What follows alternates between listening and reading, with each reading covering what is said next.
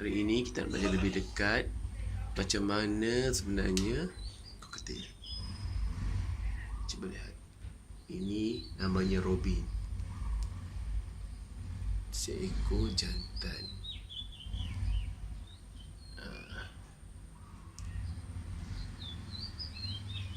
Ini yang sangat suka menyanyi. Dia tiba masanya dia akan menyanyi.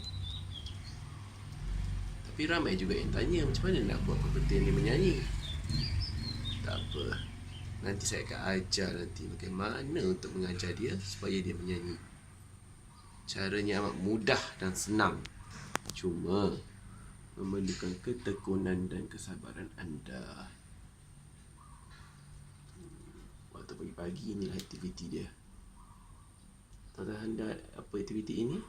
Ya, buat kotor. Itu sajalah. Robin. Okey. Robin. Dia dah jadikan batang kayu sebagai tempat dia bertenggek saja, tak mau datang. Baiklah, sekarang buka kepak. Buka kepak. Buka. Buka. Buka. Okey.